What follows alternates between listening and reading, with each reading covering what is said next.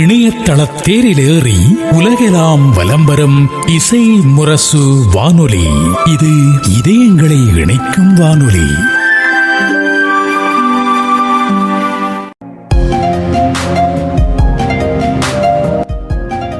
படைப்பூர் பூங்கா நிகழ்ச்சியில் சினிமா துறையில் தமிழ் முஸ்லிம்களின் தேவை குறித்தும் ஹபீபி திரைப்படம் உருவானதன் பின்னணி குறித்தும் பேசுகிறார் திரைப்பட இயக்குனர் மீரா கதிரவன் அவர்கள்.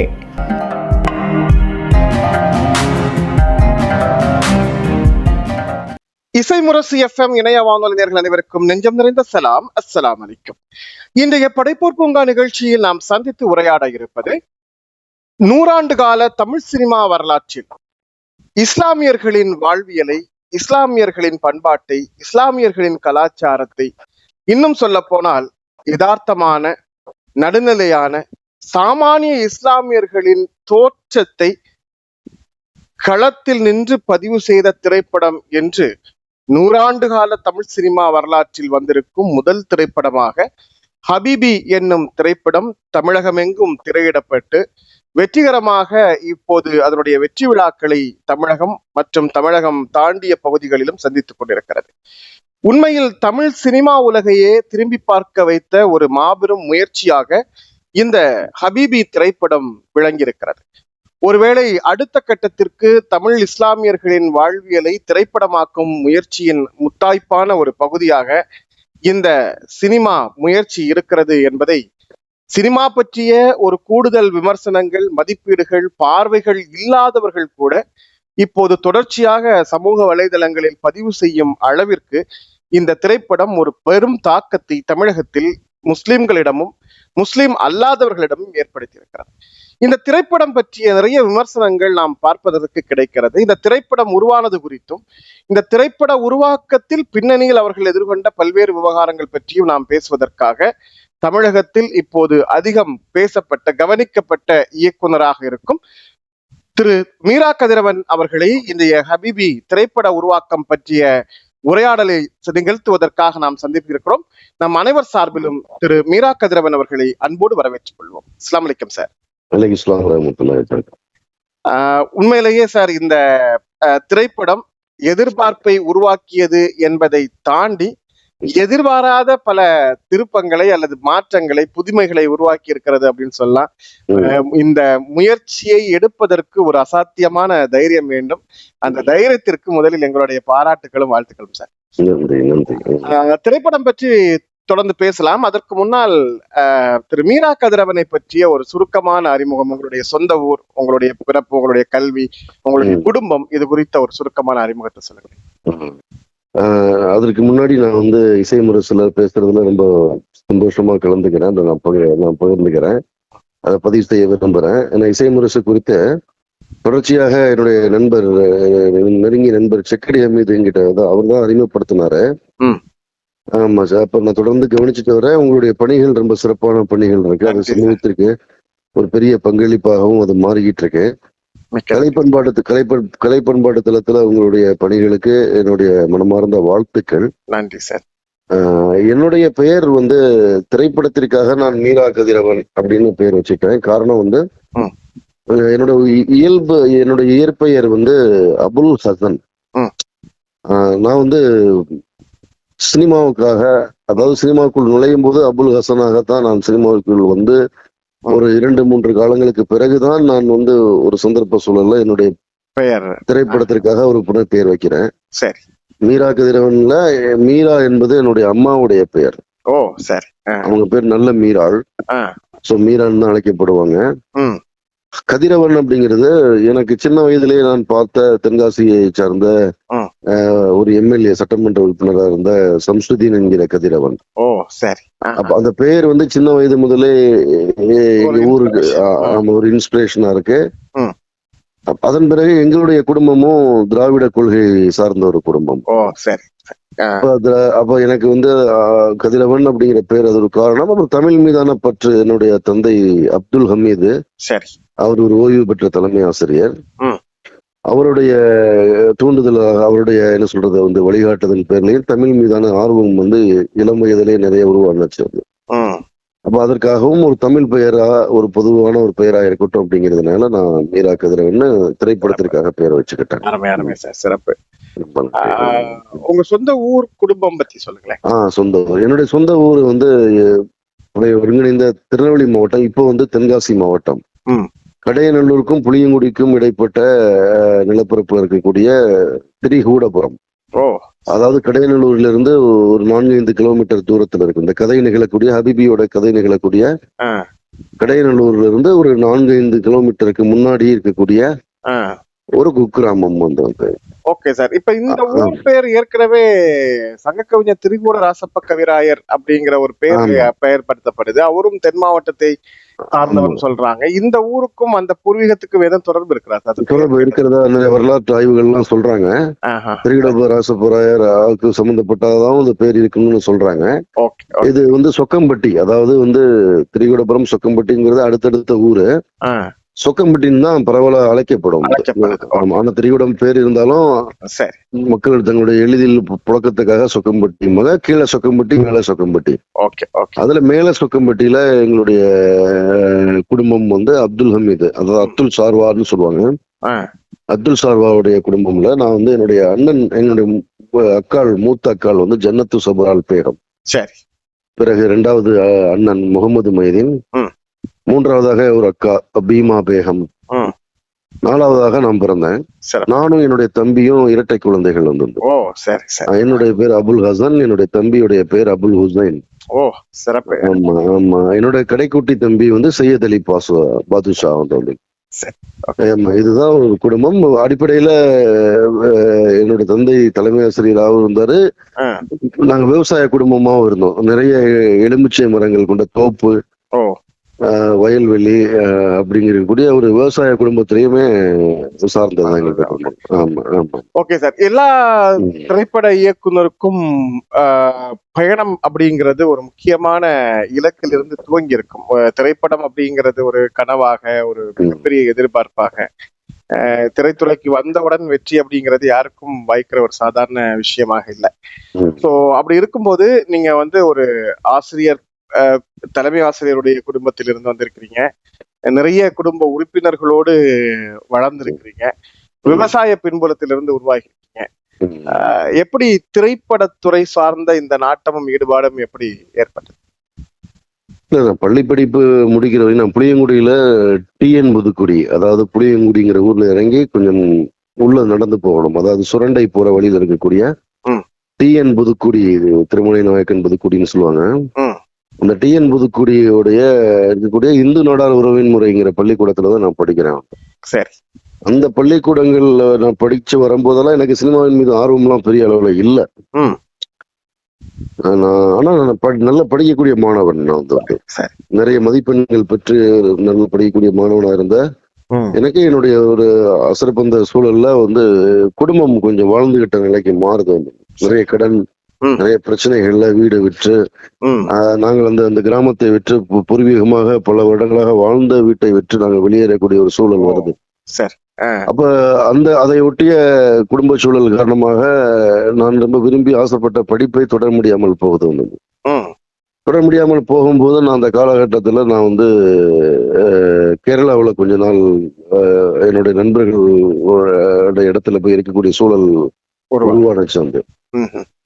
அப்போ அங்க சின்ன சின்ன வேலைகள் பார்த்துக்கிட்டு இருக்கும்போது மலையாள சினிமாக்களை நான் பாக்குறேன். மலையாள சினிமாக்கள் வந்து எனக்கு பெரிய அளவுல என்னோட தாக்கத்தை உருவாக்குது. அப்புறம் படிக்க முடியலங்கிற ஒரு பெரிய வேதனை இருந்துட்டே இருந்தது வந்து.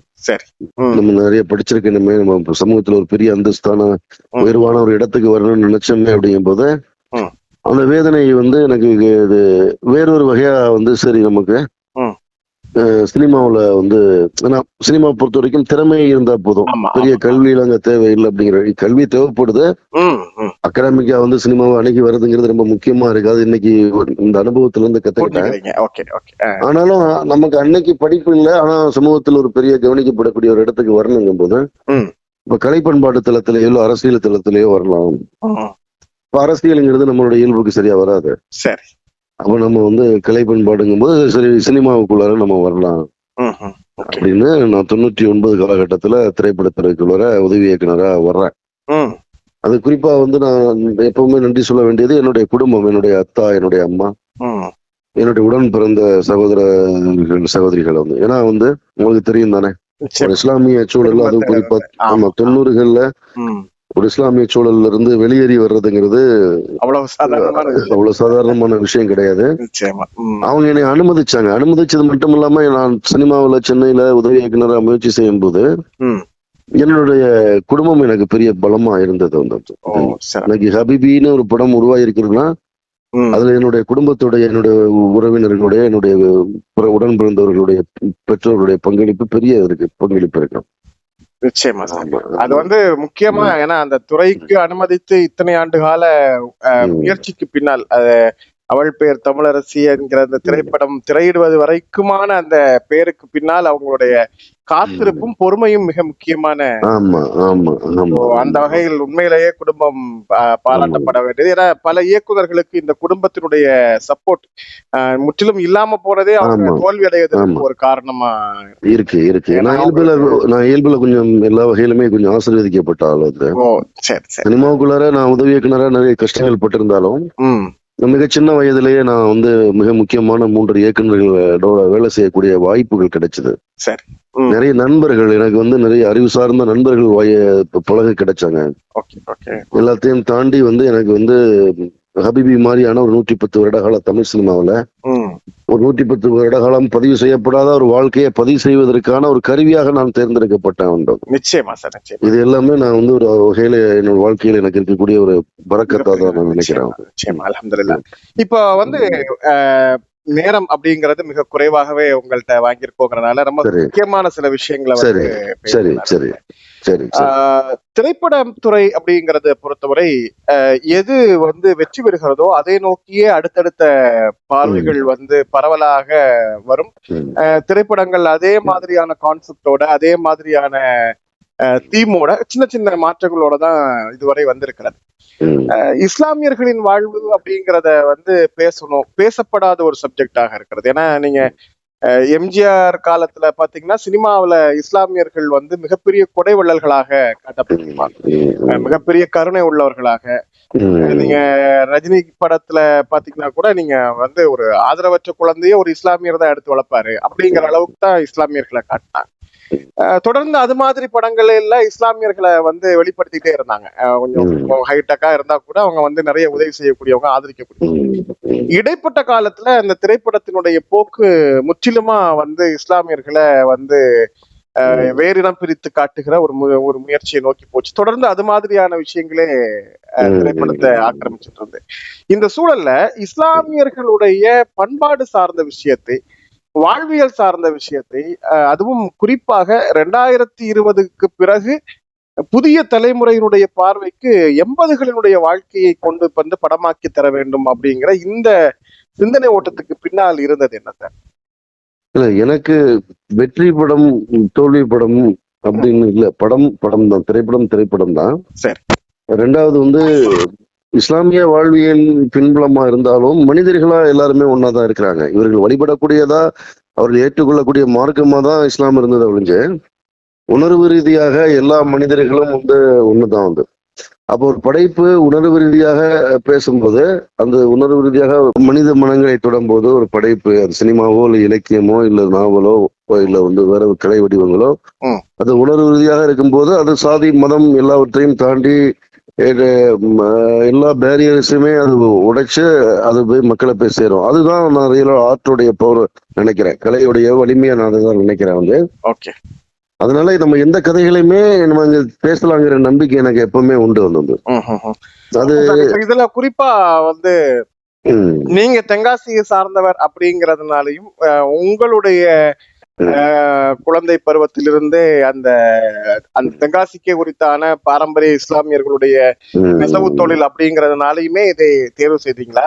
இல்ல இல்ல, இது இல்ல. பேசப்படாத ஒரு முக்கியமான இல்ல, அம்சம் இருக்குங்கிறது. இல்ல இதுல குறிப்பா ரெண்டு காரணமா சொல்ல முடியும். ஒண்ணு அடிப்படையில ம். என்னுடைய கதைகள் எப்பவுமே நான் பேசா கதைகளை ஆமா, பேசணும்னு ஆமா, நினைக்கக்கூடிய ஒரு ஆள் என்னுடைய முதல் படம் அவள் பேர் தமிழரசி ஆமா. பாத்தீங்கன்னாலுமே ம். அது 100 வருடங்களாக பதிவு செய்யாத ஒரு தோல்பாவை குத்து பத்தின படமா தான் நிச்சயமா, இருக்கும். நிச்சயமா, நிச்சயமா. ரெண்டாவது ஒரு முழு இரவுல எளிய மனிதர்களை பற்றிய படமும் இரவை பற்றிய படமும் நிறைய கிடையாது. பகலை பற்றிய படம் தான் நம்ம நிறைய பார்த்திருக்கோம். ஆமா, ஆமா. அப்ப எப்பவுமே பேசா பொருளை பேசுவது என்பது என்னோட இயல்புல இருக்கக்கூடிய ஒரு விஷயம் இது ஆஸ் ஏ பிலிம் மேக்கரா. ம். அப்ப அப்ப ஒரு 110 வருடங்களாக தமிழ் சினிமாவுல இந்த மனிதர்கள் குறித்த கதைகளே இல்லையே அப்படிங்கிறத நான் ஒரு பிலிம் மேக்கராகவும் எனக்கு அதை குறித்த கவலைகள் இருந்தது. சரி. ம். ஒரு இஸ்லாம் சமூகத்திலிருந்து வரக்கூடிய ஒரு ஒரு ஒரு ஒரு சாமானிய மனிதனாங்கிற பார்வையிலுமே ம். இன்னைக்கு எல்லா இஸ்லாமியர்களும் குறிப்பா இன்னைக்கு அவர்கள் எதிர்கொள்ளக்கூடிய விஷயங்கள் நானும் எதிர்கொண்டுகிட்டு இருக்கிறேன். ஆமா, ஆமா. நான் மீரா கதிரவன் பேரை மாத்திட்டதுனாலயோ இல்ல நான் ஒரு அவள் பேர் தமிழரசி ம். விழித்திருன்னு தமிழ் அடையாளங்களோட பெயர்களை வைத்து நான் படங்கள் எடுத்துட்டதுனாலயோ எனக்கு சமூகம் எந்த வகையிலுமே எனக்கு சிறப்பு சலுகைலாம் தரல. சரி. எல்லா இஸ்லாமியர்களும் எதிர்கொள்ளக்கூடிய அடையாள சிக்கல்கள் குறிப்பா 90களுக்கு பிறகு இங்க இந்தியாவில உருவாகி இருக்கக்கூடிய இந்த அரசியல் சூழல் இருக்கு இல்லையா? ஆமா, ஆமா. அதுல இருந்துமே நான் என்ன பாக்குறேன்னா என்னை சுற்றி ஒரு வெறுப்பின் இருள் படருது, பயங்கரமான முறையில படருது. அந்த வெறுப்பின் இருளை படர செய்வதில் இங்க எல்லாருடைய குறிப்பா அதிகாரத்தில் இருக்கிறவங்களுடைய பங்களிப்பு பெருசா இருக்கு. சரி. ஒரு நாட்டுடைய மிக முக்கியமான பொறுப்புல இருக்கக்கூடிய ஒரு நாட்டுடைய முதன்மையான இடத்துல இருக்கக்கூடிய ஒரு அரசியல்வாதியும் இன்னொருத்தரும் ஒரு வெறுப்பு அரசியல் சினிமாவை திரையிலிருந்து பார்த்துட்டு அதை ஆதரிச்சு அதை மக்கள் பார்க்கறதுக்கு விடுமுறை கொடுக்கிற அளவுக்கான அதை தேசிய விருது வரைக்கும் கொண்டு வருவதற்கான ஒரு சூழலை நான் கவனிக்கிறேன். அப்ப இன்னைக்கு ஒரு தங்களுடைய சுய லாபங்களுக்காக அரசியல் லாபங்களுக்காக ஒரு குறிப்பிட்ட சாரார்களை பொது சமூகத்திலிருந்து அந்நியப்படுத்த போகும்போது நான் ஒரு கலைஞனாவும் வருத்தப்படுறேன், நான் ஒரு இஸ்லாமிய சமூகத்திலிருந்து வரவனாவும் நான் வருத்தப்படுறேன். அப்ப இந்த வாழ்வியலை நம்ம இன்னைக்கு ரெண்டு விதத்திலுமே ஃபிலிம் மேக்கராவும் பீயிங் ஏ முஸ்லீமாவும் அதை நான் பதிவு செய்ய விரும்புறேன்.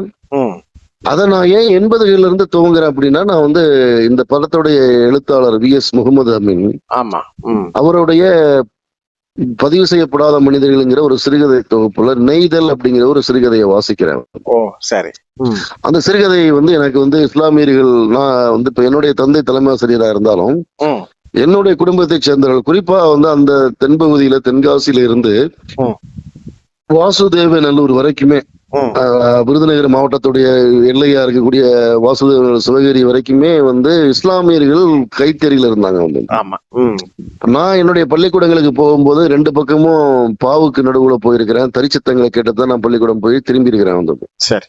என்னோட வீட்டை சுத்தி தரிசத்தம் கேட்டுக்கிட்டே இருக்கும்.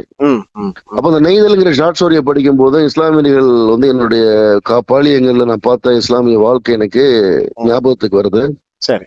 அதை படம் பண்ணலாம் அப்படிங்கும்போது அது அந்த அந்த அந்த நெய்தலுடைய கைத்தறியோடைய பின்புலத்தை வச்சு அப்படிதான் படம் ஆரம்பிக்கிறோம். சரி. அப்புறம் இன்னைக்கு இருக்கக்கூடிய தலைமுறைக்கு இஸ்லாமியர்களுடைய வாழ்க்கை இதுதான் ஒன்று சொல்லப்படுது. இஸ்லாமியர்களுடைய வாழ்க்கைன்னு ஒண்ணு புனைந்து திரித்து ஒண்ணு சொல்லப்படுது. ஆமா. இதுதான் இஸ்லாமியர்கள் உடை, இதுதான் இஸ்லாமியர்களுடைய இதுன்னு எல்லாமே வேறொன்றா சொல்லப்படுது. ஆமா, நிச்சயமா. பொது சமூகம் நம்புகிற உணவு சார்ந்த விஷயத்துல முஸ்லிம்கள் அப்படி இல்லைங்கிறத இன்னைக்கு. ஆமா. அப்ப நான் என்னன்னா இந்த வாழ்க்கை இல்ல, இஸ்லாமியர்களுடைய வாழ்க்கை இங்க இருந்து இவ்வளவு தூரம் பயணமாய் வந்திருக்கு அப்படிங்கிறதுக்கு நான் 80களில இருந்து கதையை துவங்க வேண்டிய தேவை இருக்கு. இன்னொரு விஷயம் என்னன்னா இன்னைக்கு இந்த வெளிநாட்டு வாழ்க்கைங்கிறது அந்த 70-80 காலகட்டங்கள்ல தான் அவங்க அந்த குறிப்பா இயந்திரமயமாக்கல்ங்கிறது எல்லா பாரம்பரியமான தொழில்களுமே குலைக்குது. அப்போ இதுல கைத்தறின்னு எடுத்துக்கிட்டோம்னா விவசாயிகள்ல இருந்து பல்வேறு தொழில்கள் இருந்தவங்க எல்லாருமே அந்த இயந்திரமயமாக்கல் மிஷின் உள்ள வரும்போது தங்களுடைய பாரம்பரியமான தொழிலை விட்டுட்டு வெளியேறி போக வேண்டிய தேவை வருது. முக்கியமான விஷயம் விவசாயிகளுடைய அவலம் கூட படங்களில் நிறைய பேசப்பட்டுருச்சு. தண்ணீர் இல்லாததுனால வரக்கூடிய பாதிப்புகள் அல்லது பிளாட்னால வரக்கூடிய பிரச்சனைகள்னு நிறைய பேசப்படுது. ஆனா எப்ப பவர்லூம் அப்படிங்கிற ஒரு விஷயம் மின்மயமாக்கப்பட்டு எந்திரங்களால உருவாக்கப்படுகிறதோ அப்ப நூற்றுக்கணக்கான தொழிலாளர்கள் முதல் கட்டமாக வேலை இழக்கிறாங்க. வேலை இழக்கிறதே ஒரு குடும்பத்தின் சமூகத்தினுடைய வருவாய் இழப்பு அப்படிங்கிறது ஒரு முக்கியமான ஆமா, அது உலகமயமாக்கல் வந்து இந்த பொது சமூகத்தின் நிகழ்த்தின ஒரு பெரிய வன்முறை அது. அப்ப இரண்டாவது கட்டமா இறக்குமதி ஒரு முக்கியமான விஷயமாக இந்த நெசவை பொறுத்த வரைக்கும் எப்ப வந்து இந்த பவர்லூம்ல கூட இங்கிருந்து உற்பத்தி ஆகும் போது இங்க ஒரு சுதேசிய உற்பத்தி முறை இருந்தது. ஆனால் சைனாவில் இருந்து இந்த டர்க்கி மாதிரியான இந்த இங்க தயாரிக்கப்பட்ட பொருட்கள் இறக்குமதி செய்யும் போது முற்றிலுமாக இந்த தொழில் நலிவுற்ற அழிவுக்கு நோக்கி போகுது அப்படிங்கிறது உண்மையிலேயே ஊடகங்களில் எந்த ஊடகங்களிலும் பேசப்படாத ஒரு முக்கியமான விஷயமா கையில எடுத்து. அதனால அந்த பயணம் வந்து அங்கிருந்து துவங்குது அப்படிங்கறதன் அடிப்படையில தான். அப்புறம் ரெண்டாவது, இன்னைக்கு இருக்க தலைமுறைக்கு வந்து எல்லாமே எளிதில் கிடைத்து விட்டது. அதாவது வந்து என்னன்னா, இன்னைக்கு வந்து ஒரு மைக்ரேஷன் ஆகிறது, அதாவது பிரிவோ இல்லைன்னா காத்திருப்போ, இதோடைய தவிப்புகளை குறித்து இன்னைக்கு தலைமுறைக்கு தேவை, அவர்கள் உணர வேண்டிய இடத்துல இல்லை. ஏன்னா எல்லாமே எளிதில் அவங்களுக்கு கிடைச்சிருச்சு வந்தது. ஆனா இதெல்லாம் இல்லாத காலகட்டத்துல இந்த தவிப்புகளோடையும் இந்த போராட்டங்களோடையும் இந்த காத்திருப்புகளோடையும் கடந்துதான் இந்த சமூகம் இதுக்கு இந்த இடத்துக்கு வந்து சேர்ந்திருக்கு அப்படிங்கிற பதிவு செய்வதற்காகவும் இந்த கதையை 80கள்ல துவங்கணும். ரொம்ப சிறப்பான விஷயம் சார். இப்ப இன்னொரு முக்கியமான விஷயம், நீங்க ஆரம்பம் பேசுற போது மலையாள திரைப்படங்களை வந்து நான் நிறைய பார்த்தேன் அப்படின்னு சொன்னீங்க. அங்க திரைப்படங்களிலிருந்து ஒரு தாக்கம் உங்களுக்கு ஏற்பட்டு. மலையாள திரைப்படத்தில் இஸ்லாமியர்களை பற்றிய பதிவுகள் நிறைய இருக்கிறது என்று பரவலாக எல்லாரும் சொல்லுவாங்க. ஆனா நான் வந்து உங்கள்கிட்ட இன்னொரு முக்கியமான விஷயத்தை நோக்கி உங்களுடைய உரையாடல் போகிறேன். அதாவது இப்ப இந்த திரைப்படத்தை இஸ்லாமியர்களுடைய குரலாக பதிவு செய்ய வேண்டும் என்றால் 2 வகையான பதிவுகளை செய்ய முடியும். ஒன்று, இப்ப நீங்க ஏற்கனவே எடுத்திருக்கக்கூடிய இது மாதிரி வாழ்வியலை பேசுவது. இன்னும் பேசப்படாத நிறைய விஷயங்கள் இருக்கிறது. இஸ்லாமிய விளிம்புநிலை மனிதர்கள் இருக்கிறார்கள், மையத்திற்கு கவன் பதிவர்கள் அல்லது குழி வெட்டுபவர்கள், நாவித சமுதாயத்தை சேர்ந்தவர்கள், இப்படி ஒரு பேசப்படாத மிகப்பெரிய பக்கம் இஸ்லாமிய சமுதாயத்துக்குள்ள இருக்கு. இது ஒன்று. இன்னொன்று, பொது திரைப்படங்கள் மூலமாக, பொது கதைகளின் மூலமாக, எப்படி ஒரு திரைப்படத்தினுடைய இறுதியில் அப்துல் மாலிக் என்று சொல்லுகிற ஒரே ஒரு பெயர் ஒரு ஒரு இஸ்லாமிய உணர்வியலை ஏற்படுத்துதோ, அது மாதிரி பொது செய்திகளுக்குள்ளால் இஸ்லாமிய கருத்தியல்களை அல்லது இஸ்லாமிய சார்ந்த விவகாரங்களை பேச முடியும் என்பது இன்னொரு முக்கியமான விஷயம். இது ரெண்டுமே கேரளாவில நடைபெற்று. தமிழ்ல இதுவரைக்கும் இஸ்லாமியர்களுடைய பங்களிப்போட நிறைய திரைப்படங்கள் வந்திருக்கிறது. நடிகர்களாக இருக்கட்டும், இயக்குனராக இருக்கட்டும், முன்னணி இயக்குனர் கூட இருக்கிறார்.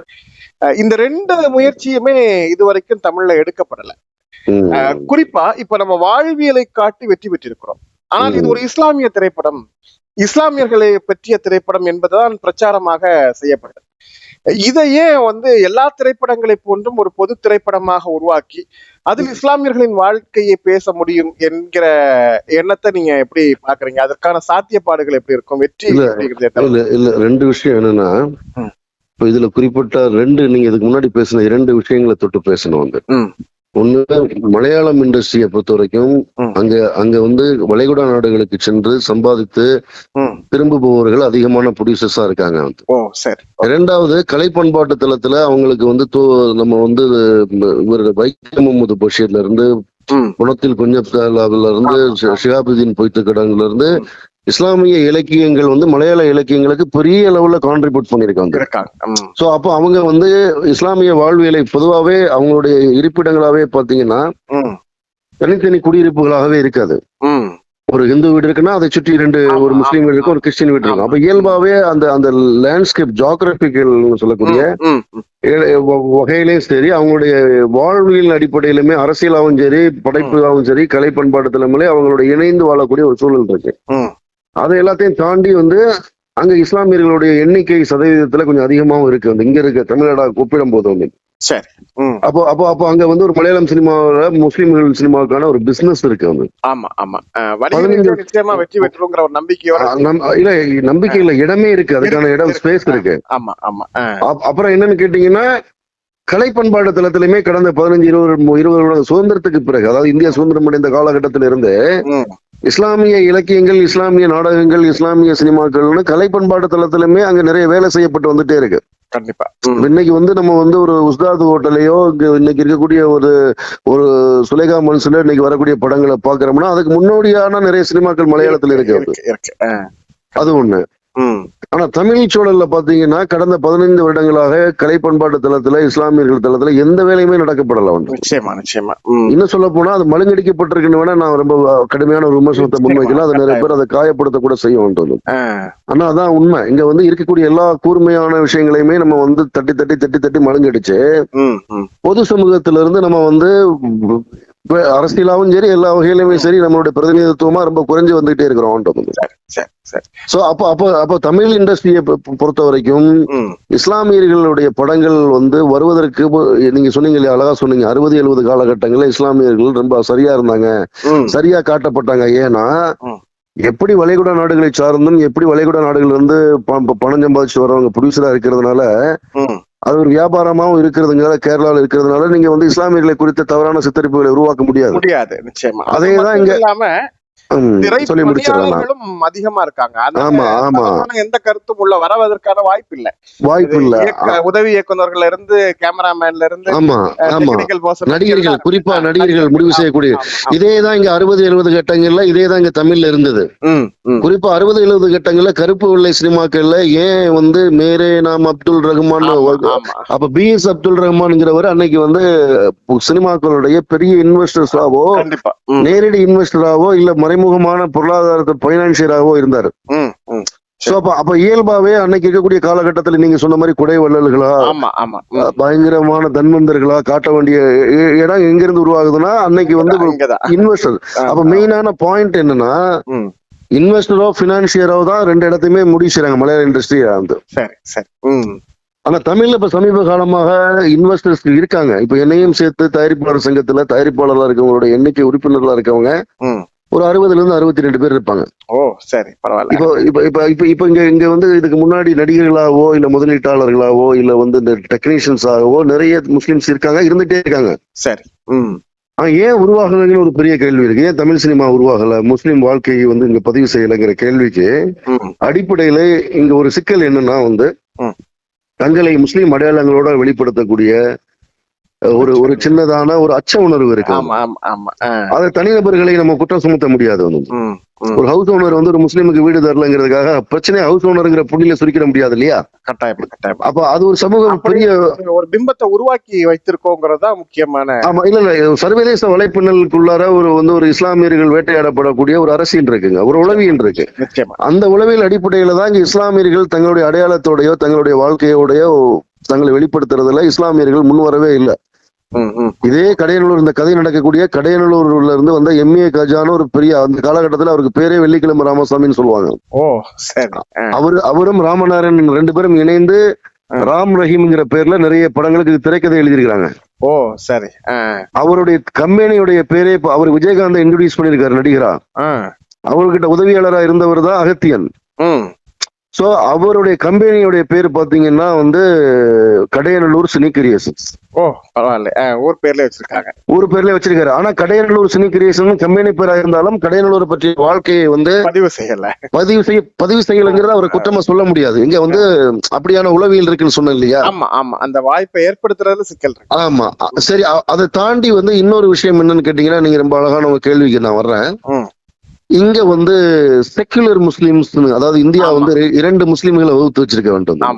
நல்ல முஸ்லீம், கெட்ட முஸ்லீம். அப்போ நல்ல முஸ்லிம்களா நீங்க இருக்கணும் அப்படின்னா வந்து இங்க உங்களுக்குன்னு கேள்விகள் இருக்கக்கூடாது, நீங்க அதிகார மையங்களை கொஸ்டின் பண்ணக்கூடாது, நீங்க உங்களுக்குன்னு ஒரு அடையாளம் இருக்கக்கூடாது. இது வரைக்கும் வரக்கூடிய படங்கள் ஒண்ணு என்னவா இருக்கும்னு கேட்டீங்கன்னா, அவங்க துருக்கி துப்பி வச்சு ஆப்கானிஸ்தான் ஜிப்பா போட்டு இங்க இருக்கக்கூடிய முஸ்லிம்களுக்கு எந்த வகையிலுமே சம்பந்தம் இல்லாத இருப்பாமா. தப்பா தமிழ் வேற பேசுவாங்க. இல்லன்னா நம்ம கழுத்துல சைனைடு குப்பி போட்டு ஒரு தாயத்தை போட்டுக்கிட்டு நம்மளுக்கே கிம்மலுக்கேன்னு ஒண்ணு பேசுவாங்க, வந்து சாம்பிராணி போட்டுக்கிட்டு அப்படி இருப்பாங்க வந்து. ஆனா இப்படியான சூழல்ல தான் நமக்கு வந்து என்ன பண்றோம், நிறைய படங்களை சமீப காலமா பாக்குறோம். இஸ்லாமியர்களுக்கு ஆதரவான சில படங்களை பாக்குறோம். ஆனாலும் அந்த படங்களுமே அடையாளம் நீக்கிய முஸ்லிம்களா தான் இருந்தது. இப்ப பொதுன்னு நம்ம ஒண்ணு பேசணும். கொஞ்ச நேரத்துக்கு முன்னாடி உங்க கேள்வியில நீங்க அப்படி ஒரு விஷயம் வச்சீங்க. பொதுன்னு ஒண்ணுமே இல்லைங்கிறது என்னுடைய தனிப்பட்ட வாழ்க்கையில என்னோட அனுபவங்கள் வழியாக நான் கண்டடைந்தது வந்து. நீங்க ஸ்டெர்லைட்ல வந்து ஒரு இஸ்லாமியர்கள் வந்து ஸ்டெர்லைட்ல போராட்ட களத்துல இருந்தா அவர் தோழரா இருப்பாரு. நீங்க அனிதாவுடைய நினைவேந்தல இருந்து அவர் சமூக நீதியாளரா இருப்பாரு. ஓ சரி. அவர் நீங்க ரோஹித் வெமுலாவுக்கும் முத்துகிருஷ்ணனுக்கும் பேசும்போது அவர் அம்பேத்கரிஸ்டரா இருப்பாரு. அவர் நீங்க ஈழ விடுதலையை பத்தி பேசினா அவர் தமிழ் தேசியவாதியா இருப்பாரு. சரி. அதே இஸ்லாமியர் கோயம்புத்தூர் சிறைவாசிக்கு பேசினாருன்னா முஸ்லீமா மாறிடுவாரு. ஓ புரியுது. எங்க பாருங்க அந்த அடையாளம். அப்ப இஸ்லாமியர்கள் தங்களுடைய பிரச்சனைகளுக்கு பேசும்போது அவங்க அந்த அடையாளத்தின் வழியாக பார்க்கப்படுறது இருக்குல்ல. ஆமா. அப்ப பேசும்போது அவர் பொது போராளியாவே பார்க்கப்படுவார். அப்ப என்ன இங்க நடக்குதுன்னா, நீங்க பொதுவா வாங்க அப்படிங்கிற ஒரு அழைப்பு இருக்கு. எப்படி பொதுவா வாங்க? நீங்க ஏங்க தனித்த உடை போட்டுக்கிறீங்க, தனித்த அடையாளமா இருக்கிறீங்க? ஆனா அந்த கேள்வியை மற்ற பிற சமூகங்களை பார்த்து யாரும் சொல்றது கிடையாது. எங்களோட கலந்துருங்க. அது எப்படி ஜனநாயகம் நாடா இருக்க முடியும்? இது பன்மைத்துவம் கொண்ட ஒரு ஜனநாயக பூர்வமான ஒரு நாடுன்னா, என்னை போலவே தானே நீங்க என்ன அனுமதிக்கணும், விடணும். நீங்க என்னை எப்படி உங்களை கலந்துக்க சொல்ல முடியும்? அப்ப இங்க என்ன வகையான இன அழிப்பு, ஆமா, அது அடையாளத்தை அழித்து விட்டால் நீங்கள் அந்த இனத்தை அழித்து விட முடியும். அப்புறம் இன்னொரு அரசியல் நெருக்கடி ஒண்ணு இருக்கு. எப்படின்னா, நீங்க எதை ஒன்றை அழிக்க முற்படுகிறீர்களோ, எதை ஒன்றை நீங்கள் இல்லாமல் செய்ய நீங்க நினைக்கிறீர்களோ, அதை தூக்கி பிடிப்பது என்பது மனித இயல்பா மாறும். அப்படிதான் கடந்த 10 வருடம் 15-20 வருடங்களாக இஸ்லாமியர்களுக்கு உருவான நெருக்கடிகள் இருந்துதான் அவங்க தங்களுடைய அடையாளத்தை தூக்கி அதிகமா பிடிக்க ஆரம்பிக்கிறாங்க. அதுதான் அரசியல் வந்தது. அப்படி இருக்கக்கூடிய ஒரு சூழல்ல அடையாளம் நீக்கிய முஸ்லிம்களா தான் நமக்கு பார்க்கப்படுறோம். சமீபமா வந்த ஒரு படத்துல நான் எல்லா இடங்களையுமே நான் சொல்லிட்டே இருக்கிறேன். அது இஸ்லாமியர்களை ரொம்ப தீவிரமான முறையில அவங்களுக்கு பக்கம் நின்று சப்போர்ட் பண்ணி பேசின ஒரு படம். ஆனா அந்த படத்துல அவரோட வீட்டுல அத்தான்னு சொல்ல மாட்டாரு, வாப்பான்னு சொல்ல மாட்டாரு.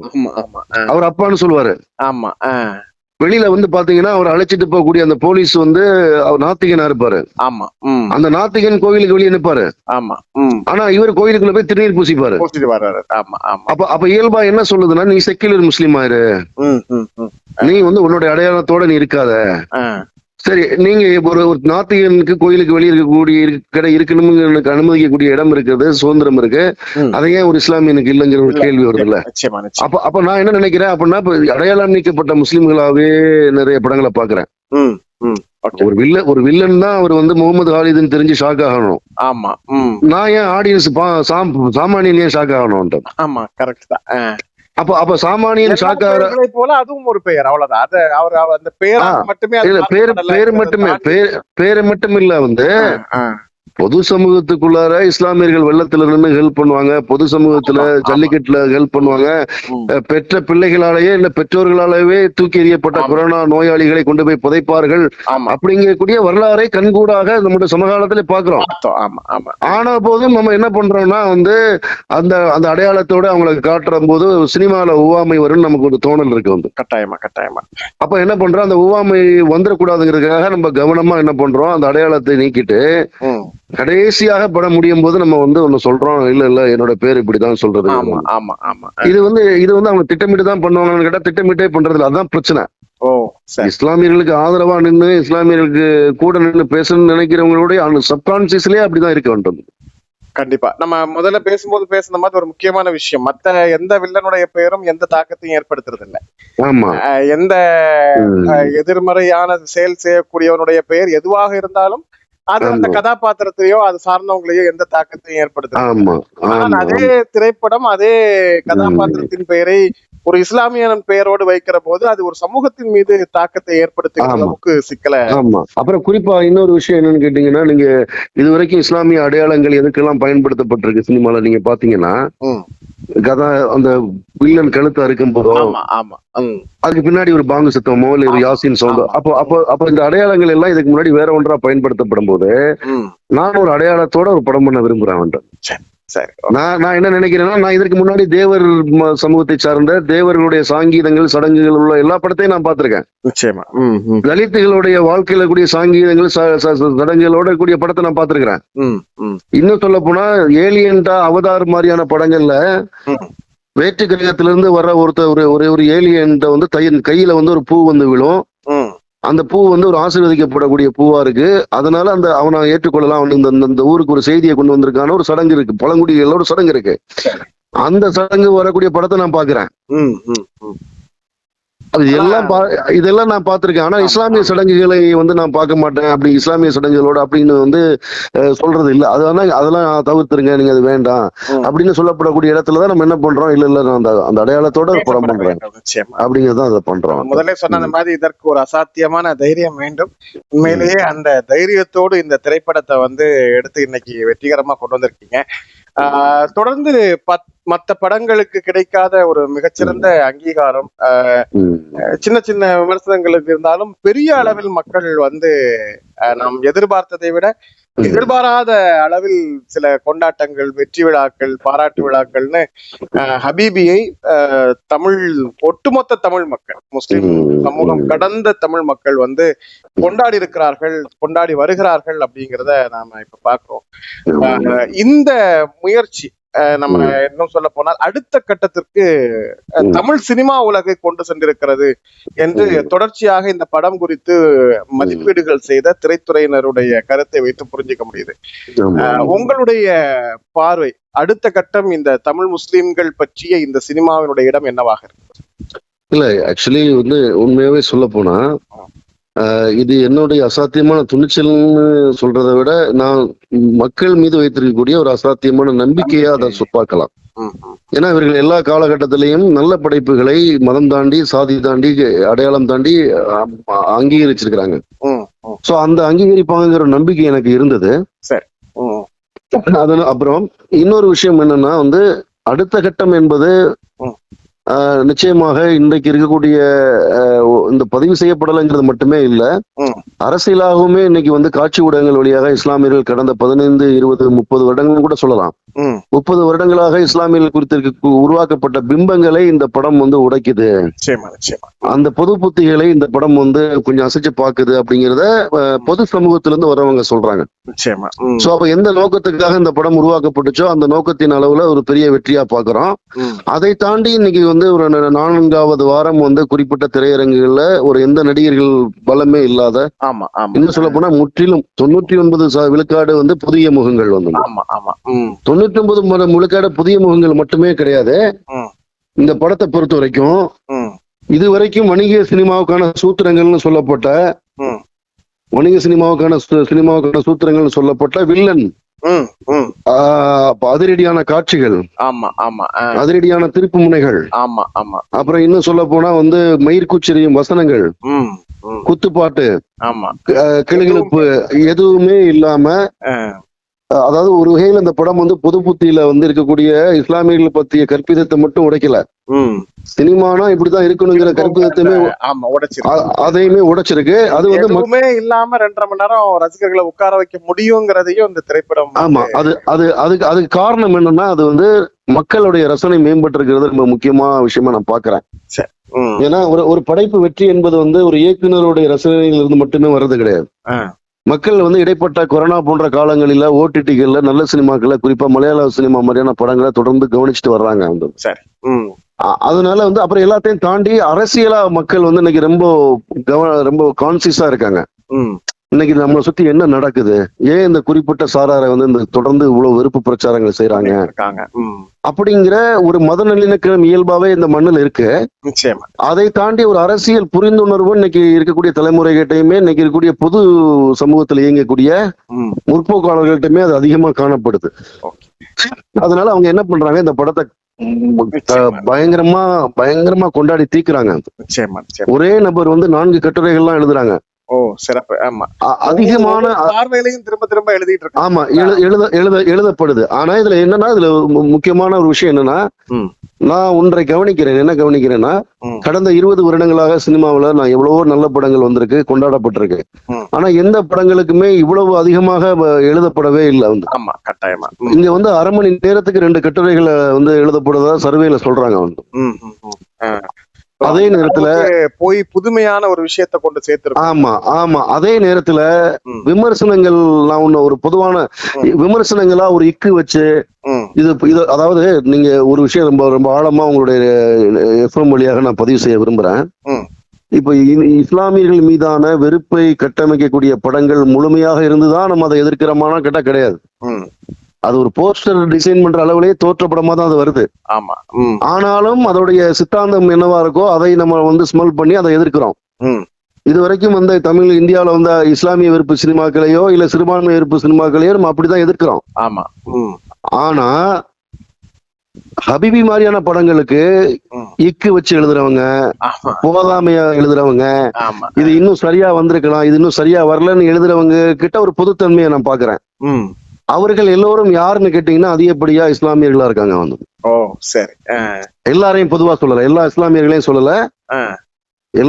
இந்த மாதிரி நெகட்டிவாக விமர்சனங்களை முன்வைக்கக்கூடியவங்க எல்லாம் யாரெல்லாம் எழுதுறாங்கன்னு பாத்தீங்கன்னா அதிகமாக பொதுவான தன்மை இஸ்லாமியர்களா இருக்காங்க. அவங்க கிட்ட என்ன நான் பாக்குறேன்னா அதுவுமே அவர்களோட உளவியல் இருந்தா அந்த பிரச்சனை உருவாகுது. என்ன உருவாகுதுன்னா பொது சமூகத்துல தான் ஒரு பொது அடையாளத்தோட தங்களை கட்டமைக்க விரும்புறாங்க. இங்க பாருங்க, நான் முஸ்லீமா இருந்தாலும் எவ்வளவு அடிக்கிறேன் பாருங்க. முஸ்லீமா இருந்தாலும் நான் எப்படி குறைய சொல்றேன் பாருங்க. அதாவது குடிச்சிட்டு வந்து தன்னுடைய பொண்டாட்டியை அடிக்கக்கூடிய கணவனுக்கு டெய்லி வந்து தன் பொண்டாட்டி கருப்பை நிரூபிக்கிற மாதிரி இவர்கள் பொது சமூகத்துக்கு தன்னுடைய செக்குலர் தன்மையை நிரூபிச்சுக்கிட்டே இருக்க ட்ரை பண்ணிட்டே இருக்காங்க. அதன் வழியா தன்னை நிலைநிறுத்திக்க ட்ரை பண்றாங்க. அப்படி ஒரு விமர்சனம் இருக்கு. இன்னொரு வகையான விமர்சனம் என்னன்னு கேட்டீங்கன்னா, ரொம்ப உண்மையிலேயே இப்ப நீங்க அடுத்த கட்டத்துக்கு பேச வர்றதுனால அதை ஒட்டி நான் இதை பேசுறேன். கொஞ்சம் ஆழமா அதை கொஞ்சம் நேயர்களும் அதை கவனிக்க விரும்புறேன். நான் வந்து எப்படின்னு கேட்டீங்கன்னா, எந்த சமூகத்திலிருந்து வரக்கூடிய இயக்குநர்களுக்கும் இவ்வளவு காயங்கள் உருவாகாது. ஏன்னா இப்ப மாரி செல்வராஜோ இல்ல ரஞ்சித்தோ சிறுபான்மைக்கு ஆதரவா படம் எடுக்கக்கூடிய இல்ல சிறுபான்மை அரசியலை படம் எடுக்கக்கூடிய இயக்குநர்களுக்கோ இல்லைன்னா இந்துத்துவ பிரச்சாரத்துக்கு தன்னை அர்ப்பணிச்சுக்கிட்டு அதை ஒரு பெரிய அஜெண்டாவா செய்யக்கூடிய மோகன்ஜி போன்ற இயக்குநர்களுக்கோ அரசியல் ரீதியா தான் முரண்படுவாங்க. அந்த சினிமா சிக்கல் வராது. ஆமா, சினிமாவில் இருக்கக்கூடிய அந்த கருத்தியல் ரீதியா சினிமாவில் இருக்கக்கூடிய அரசியல் ரீதியாக இப்ப மாரி செல்வராஜ் யாரோட எந்த அரசியல்வாதியோட போய் தொடர்புல இருக்காரு அப்படிங்கிறத வச்சுதான் அவரை முரண்படுவாங்க. சினிமாவுல முரண்படவே மாட்டாங்க, சினிமாவோட கருத்தியல்ல முரண்படுவாங்க. ஆனா இந்த சமூகத்திலிருந்து வர்றவங்களுக்கு தான் சினிமாவே முரண்பாடா பாக்குறாங்க. இத்தனைக்கும் அதோட கருத்தியலை பார்க்காம இதை பார்க்காம அவங்க இந்த சினிமாவே ஹராம்னு சொல்றது இருக்கு இல்லையா. ஒரு காலகட்டத்துல நம்ம வந்து போட்டோ எடுக்க கூடாதுன்னு சொன்னோம். ஆனா அப்புறம் போட்டோ எடுத்து பாஸ்போர்ட் எடுத்து வெளிநாட்டுக்கு போனோம். அதன் பிறகு நம்ம டிவி வரக்கூடிய காலங்கள்ல டிவியை சாத்தானின் பெட்டி, சைத்தானோட பெட்டின்னு சொன்னோம். ஆனா அந்த சைத்தானோட பெட்டியில தான் நம்ம போய் இன்னைக்கு உட்கார்ந்து எல்லா பயானும் நம்ம பண்ணிட்டு இருக்கிறோம். அதன் பிறகு இங்கிலீஷை வந்து அந்த மொழியை பயன்பாட்டுக்கு வர மொழியை வந்து நம்ம ஹராம்னு சொன்னா அப்புறம் நம்ம அதை ஹலாலா மாக்கிட்டோம். இன்னைக்கு என்னவா இருக்குன்னா, நான் பார்த்த வரைக்கும் மீடியா ஹலாலு, சினிமா ஹராம். என்னை போன்றவங்களுடைய வாதம் என்னன்னா, சினிமாவே மீடியா தான். நிச்சயமா நிச்சயமா. அப்புறம் மத்த மீடியாக்கள் ஏற்படுத்த முடியாத தாக்கத்தை சினிமா ஒரே ஒரு காட்சியின் வழியாக ஏற்படுத்துற அளவுக்கு. உதாரணத்துக்கு ஒரே ஒரு விஷயத்தை இந்த இடத்துல சொல்றது சரியா இருக்கும்னு நினைக்கிறேன். நீங்க வந்து திரைப்படத்தை வந்து ஒரு காட்சி வந்து எப்படி ஒரு மிகப்பெரிய ஊடகமாக ஒரு கருத்தியலை கொண்டு சேர்க்குங்கிறதுக்கு ஹபீபினுடைய ஒரே ஒரு காட்சி, அந்த தகப்பனார் இறந்து இருக்கிறார். அந்த இறுதி ஜனாசா தொழுகையில் இருக்கிற போது என் தகப்பனுக்காக மன்னிப்பு கேட்கிறேன், இவனுடைய கடன் ஏதேனும் இருந்தால் நான் பெற்றுக்கொள்கிறேன்னு காட்சிப்படுத்திய அந்த ஒரே ஒரு காட்சி இப்படி முஸ்லிம் சமூகத்திற்குள்ளால் ஒரு நிகழ்வு இருக்கிறதா, இப்படி ஒரு வாழ்க்கை இருக்கிறதா என்பதை தெரியாத பொது சமூகம் அவ்வளவு பேர் கேட்டு தெரிஞ்சுக்கிட்டாங்க. மட்டும் இல்ல, ஒரு காட்சி தான், இந்த ஒரு காட்சி அப்படியான ஒரு தாக்கத்தை ஏற்படுத்த முடியுங்கிறதையும், நீண்ட காலமாக முஸ்லிம்கள் நினைத்தால் மனைவியை தலாக் செய்து விடுவார்கள் என்று நம்பப்பட்ட ஒரு விஷயத்தை பெண்களுக்கும் அப்படியான ஒரு வாய்ப்பு தேவைப்பட்டால் நிகழும் என்பதற்காகவும் ஒரு காட்சி தான், அந்த கடைசியா வரக்கூடிய ஒரு வார்த்தை சிந்திக்கக்கூடியவர்களுக்கு உருவாக்கி தந்திருக்குதுன்னா இதுதான் அந்த ஊடகம் செய்கிற மிக முக்கியமான. எங்கிட்டயே வந்து ஒரு முக்கியமான நண்பர், என்னோட 20 வருட கால நண்பர், அவர் கருத்தியலா என்னோட நிறைய முரண்படக்கூடியவர். அவர் அடிப்படையில ஒரு சாதியின் மீதும் மதத்தின் மீதும் மிக பற்றான ஒரு மனிதர். அவர் வந்து இந்த படம் பார்த்துட்டு என்னை 2 நாளா சந்திக்கல வந்து. அப்ப நான் என்ன நினைத்தேன்னா, அவருக்கு இந்த படம் ஒர்க்கா இருக்காது, அது ஒன்றும் பிரச்சனை இல்லைன்னு இருக்கும்போது அவர் 2 நாள் கழிச்சு என்னை வந்து பார்த்துட்டு என்னோட கைகளை பிடிச்சுக்கிட்டு அவர் என்கிட்ட சொன்னது, எங்களுக்கு ரொம்ப குற்ற உணர்வா இருக்கு, நாங்க எவ்வளவு தவறா அந்த சமூகத்தை புரிஞ்சிருக்கிறோம் சொல்லிட்டு வந்து அவர் கடைசியா என்ன சொன்னாருன்னா, என்னுடைய தந்தை இறந்தால் நான் இந்த பையன் வந்து தன்னோட தந்தை இறப்புல பேசுற மாதிரி நான் பேசணும்னு நினைச்சிருக்கேன். அதைத்தான் இந்த படம் உருவாக்கியிருக்கேன். நிச்சயமா நிச்சயமா. அதுதான் அமரன் அமரன் படம் பார்த்துட்டு முஸ்லிம்கள் எல்லாம் இப்படிதான் இருப்பாங்களான்னு கேட்ட ஒரு சிறுமி, 10 வயது சிறுமி என்கிட்ட சொல்றாங்க, அங்கிள் இந்த படம் பார்த்த பிறகு முஸ்லிம்கள் குறித்த பார்வை மாறுதுன்னு சொல்றாங்க வந்துட்டு. நிச்சயமா நிச்சயமா. அப்ப இங்க என்னன்னா, இவங்க எல்லாரும் என்ன சொல்றாங்கன்னா சார், இப்ப இங்க இருக்கக்கூடிய மார்க்க அறிஞர்கள் என்ன சொல்றாங்கன்னா, சினிமாங்கிறதுனால ஒன்றும் பண்ணிட முடியாது, சினிமாவோட விஷயம் நோ யூஸ், சினிமாவால் எதையும் சாதிக்க முடியாதுன்னு சொல்றாங்க. அப்புறம் ஏன் நீங்க சினிமா எதுவுமே செய்யாதுன்னா ஏன் நீங்க உங்களுடைய விருப்ப படங்கள் வரும்போது நீங்க ஏன் போய் தடுப்பாட்டம் ஆடுறீங்க? நிச்சயமா. அதையும் நீங்க கடந்து போயிடணும் இல்லையா? அந்த படங்கள் வரும்போது மட்டும் ஏன் விருப்பாட்டம் ஆடுறீங்க? வந்து அதுதான் தடுப்பாட்டம் ஆடுறீங்க. செய்யாத விஷயத்துக்காக ஏன் இவ்வளவு? அதுலயும் குறிப்பா பாத்தீங்கன்னா வந்து இன்னொருத்தர் வந்து ஒரு மார்க்க அறிஞர் வந்து அவர் சொல்றாரு, கலெக்ஷனா, அதாவது உலகத்துக்கே தெரியும் இந்த படம் 3 நாட்களுக்கு பிறகுதான் பிக்கப் ஆடுச்சுன்னு. அதுக்கு காரணம் என்னன்னா 2 வகை. என்னன்னா, இங்க இதுக்கு முன்னாடி முஸ்லிம் சினிமா வெற்றி அடைந்ததுக்கான ரெஃபரன்ஸ் இல்ல. இன்னொன்னு முற்றிலும் புதிய முகங்கள். அது ஹபீபி மட்டுமில்ல, எந்த படமா இருந்தாலுமே அது புதிய முகங்களுக்கு முதல் 2 நாள் தியேட்டருக்கு வரமாட்டாங்க. நிச்சயமா நிச்சயமா. ஆனா இந்த படத்துடைய முதல் 2 நாள் கலெக்ஷன் எடுத்து வச்சுக்கிட்டு அவங்க கலெக்ஷன் எல்லாம் பேசுறாங்க. யார்? இந்த மார்க் அறிஞர்கள். சரி, பாருங்க, இது வணிக ரீதியா தோல்வி அடைஞ்சிருச்சுங்கிறத நிரூபிக்கிறதுக்கு கிட்டந்து பயங்கரமா தலைகீழ புரள்றாங்க. நான் என்ன கேக்குறேன்னா, சரிங்க, வணிக ரீதியா தோல்வி அடையுது அப்படின்னு நீங்க சொன்னீங்கன்னா, 1000 கோடி ரூபாய் வணிக ரீதியா வெற்றி அடைந்த துரந்தரை கொண்டாடுகிறீர்களா நீங்கள்? இல்லையே. சரி. அப்போ வணிக ரீதியா தான் உங்களுடைய கலெக்ஷனா தான் நீங்க உங்களுடைய மோட்டிவா நீங்க உங்களுடைய ஸ்கேல் இருக்குன்னா, நீங்க கேரளா ஸ்டோரி நல்ல கலெக்ஷன் தான். ஆமா, நல்ல காஷ்மீர் ஃபைல்ஸ் நல்ல கலெக்ஷன்ல. ஆமா ஆமா. அப்ப நீங்க அப்ப அதை ஒத்துப்பீங்களான்னு கேக்குறேன். சோ அப்ப இது எந்த சமூகத்திலுமே இருந்து வரக்கூடிய படைப்பாளிகளுக்கு இது இருக்காது. நிச்சயமா கிடையாது.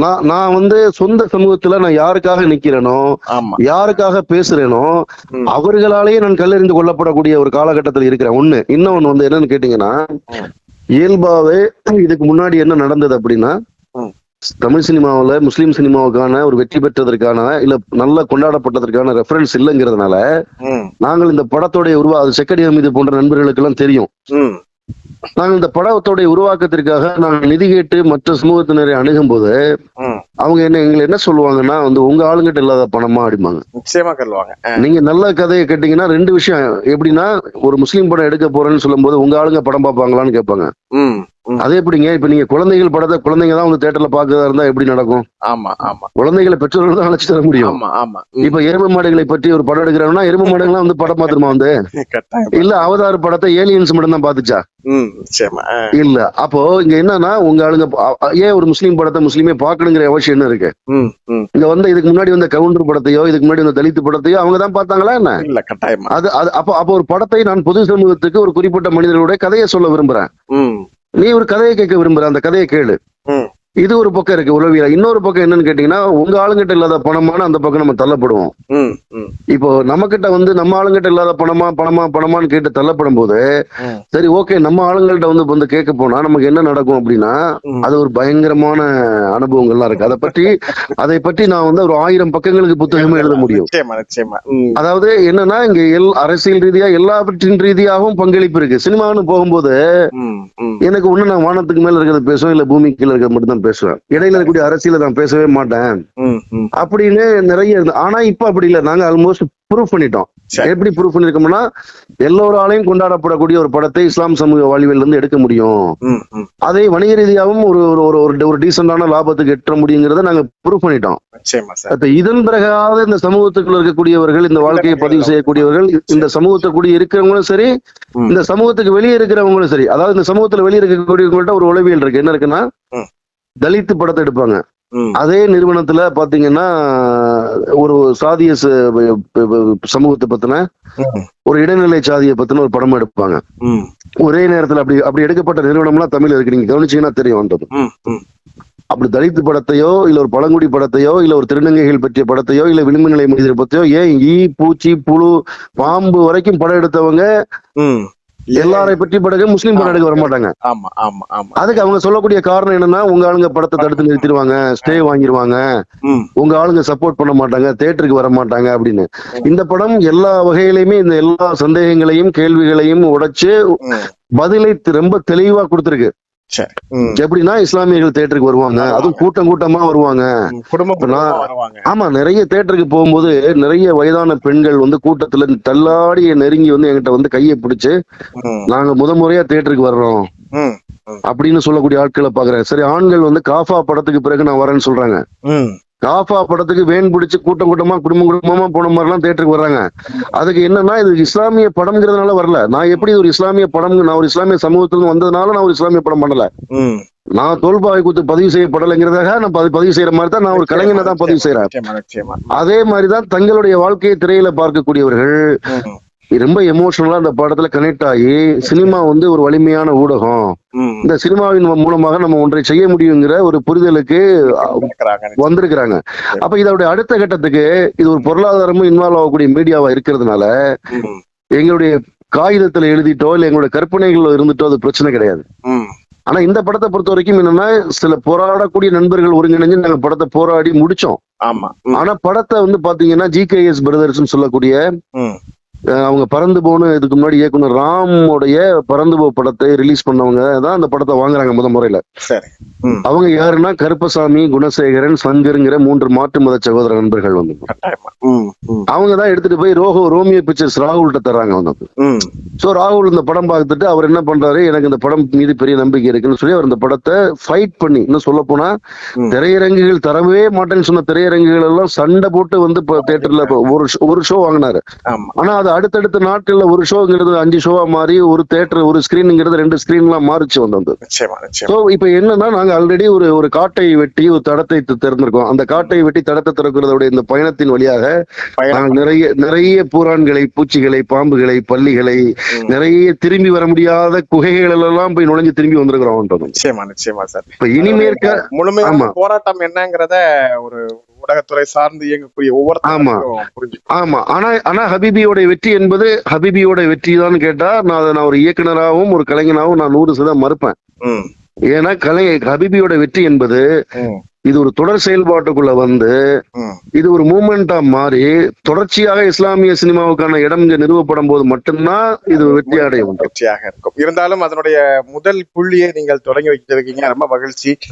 ஒரு குறுகிய நேரம் உங்கள்ட்ட அப்பாயின்மெண்ட் வாங்கினா கூட ஒரு நீண்ட உரையாடலாக இதை நிகழ்த்துறீங்க, ரொம்ப மகிழ்ச்சி. இப்ப எல்லாருடைய எதிர்பார்ப்பும் ஒரு முக்கியமான விஷயம். ஏன்னா இத சில ஊர்கள்ல திரைப்படம் வந்து பார்க்க முடியாத ஒரு சூழல் இருந்துச்சு. நீங்க முதல்ல சொன்ன மாதிரி முதல் 2 நாள்லயே கூட சில ஊர்கள்ல இருந்து அந்த படம் அகற்றப்பட்டதுனால அதுக்கு பிறகு அது பெரிய அளவுல வெற்றி பெற்று மக்கள் முழுக்க அதுக்கு ஆதரவு கொடுக்கும் போது, ஐயோ நம்ம ஊர்ல அது வந்திருந்த போது பார்க்கலையே அப்படிங்கிற ஒரு பெரிய மனக்குறை இருந்தது. இப்ப வந்து எல்லாருடைய எதிர்பார்ப்பும் OTT-ல ஹபீபி எப்போது அப்படிங்கறதுதான் ஒரு கேள்வியாக இருக்கு. எனவே அந்த கேள்விக்கு பதில் சொல்லி நிச்சயமா. ஆக்சுவலி என்னன்னு கேட்டீங்கன்னா, திரையரங்குகள் எங்கெல்லாம் வெளியிடலையோ அதை பட்டியலிட்டு அந்த ஊர்கள் எல்லாமே நாங்க வந்து திரும்ப திரையிடுறோம். சில குறிப்பிட்ட இடங்கள்ல இந்த படத்தை பார்க்க விரும்பக்கூடிய மக்கள் அதிகமா இருக்கக்கூடிய இடங்கள் எல்லாமே திரையரங்குக்கு திரும்ப கொண்டு வரோம். குறிப்பா இந்த வாரம் வெள்ளிக்கிழமையில இருந்து ஸ்ரீலங்கால வந்து இந்த படம் ரிலீஸ் ஆகுது. கனடா, லண்டன், US போன்ற நாடுகள்ல அடுத்த வாரத்துல ரிலீஸ் ஆகுது. OTT இங்கேயுமே குறிப்பா மேட்டுப்பாளையம், குன்னூர், கூடலூர் போன்ற நகரங்கள்லயுமே இந்த வாரம் ரிலீஸ் ஆகுது. கிடைக்கக்கூடிய திரையரங்குகள்ல ரிலீஸ் ஆகுது. OTT என்பது ரொம்ப பாசிட்டிவான ஒரு தாட் போயிட்டு இருக்கு. அதோட வியாபாரமா அவங்க ப்ரொடியூசர்ஸ் பேசிட்டு இருக்காங்க. முன்னாடி விட இப்ப நல்ல எதிர்பார்ப்பு, அவங்க ரொம்ப ஆர்வம் காட்டுறாங்க. அதனால அவங்களுடைய சில ஃபார்மாலிட்டிஸ், ப்ரொசீஜர்ஸ் எல்லாம் இருக்கும் இல்லையா, அந்த அளவுல அவங்க பேசிட்டு இருக்காங்க. அது 1-2 நாட்கள் அது சரியாயிடும். சரியான உடனே தேதி அறிவிப்புகள் வரும். OTT-ல நிறைய பேர் இந்த படத்தை பாக்குறதுக்கு தயாரா இருக்காங்கிறது அது நான் நிறைய கிரவுண்ட் ஒர்க்ல நான் முக்கியமா சொன்னதே மாதிரி முதல் 2 நாள் திரையரங்குகள்ல வந்த போது பார்க்காதவர்கள் இந்த வெற்றிக்கு பிறகு தொடர்ச்சியாக சமூக வலைதளங்கள்ல எழுதிய பதிவுகளை படித்தவர்களுக்கு மீண்டும் இந்த படம் பார்க்க வேண்டும் அப்படிங்கிற ஒரு முழுமையான ஆர்வம் ஏற்பட்டிருக்கு.